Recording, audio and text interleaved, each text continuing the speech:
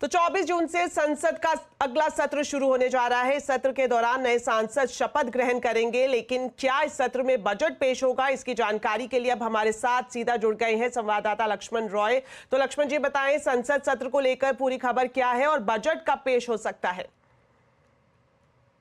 जी हाँ, नई सरकार बनने के बाद सबकी नजरें इस बात पर टिकी हैं कि बजट कब पेश होगा। तो अब तस्वीर बिल्कुल साफ हो गई है, कहीं कोई कंफ्यूजन नहीं है। बता दूं कि सरकार ने, संसदीय कार्य मंत्री ने औपचारिक तौर पर ऐलान किया है कि संसद का सत्र 24 जून से चलाया जाएगा और 3 जुलाई तक चलेगा। लेकिन संसद के इस सत्र में बजट पेश नहीं किया जाएगा, जो मुझे सूत्रों से जानकारी मिली है। ये 24 जून से 3 जुलाई तक का जो संसद का सत्र होगा, उसमें नए सांसदों को शपथ दिलाई जाएगी। हालांकि सबसे पहले एक प्रोटेम स्पीकर का चुनाव होगा। प्रोटेम स्पीकर के देखरेख में नए सांसदों को शपथ दिलाई जाएगी।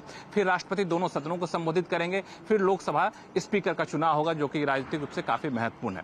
उसके बाद 3 जुलाई को संसद के सत्र का साइने डाई हो जाएगा, यानी संपन्न कर लिया जाएगा।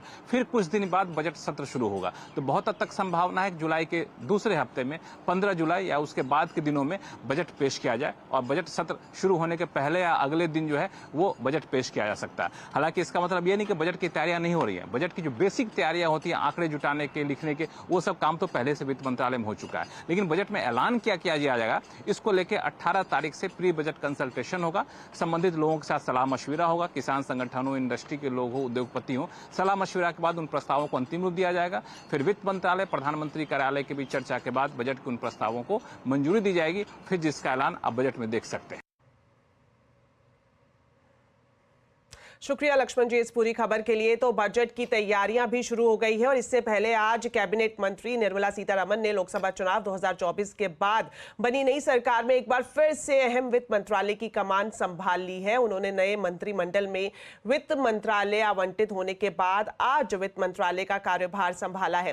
वित्त सचिव टीवी सोमनाथन और दूसरे बड़े अधिकारियों ने उनका जोरदार स्वागत किया और इस दौरान निर्मला सीतारमण के साथ पंकज चौधरी भी मौजूद रहे। अब जल्द ही वित्त मंत्री 2025 के लिए बजट पेश करेंगी। ये बजट प्रधानमंत्री नरेंद्र मोदी की अगुवाई वाली तीसरी सरकार की प्राथमिकता और विकसित भारत की दिशा तय करेगा। तो निर्मला सीतारमण के अलावा आज केंद्रीय मंत्री नितिन गडकरी ने भी सड़क परिवहन और राजमार्ग मंत्री का कार्यभार संभाल लिया है। इस मौके पर राज्य मंत्री अजय टम्टा और हर्ष मल्होत्रा भी मौजूद रहे। कार्यभार संभालने के बाद नितिन गडकरी ने मोदी सरकार के तीसरे कार्यकाल के दायित्व को सौंपने के लिए प्रधानमंत्री मोदी का आभार प्रकट किया। साथ ही उन्होंने एक्स पर लिखा कि पीएम मोदी की दूरदर्शी नेतृत्व में भारत विश्व स्तरीय और आधुनिक बुनियादी ढांचे से सुसज्जित होगा।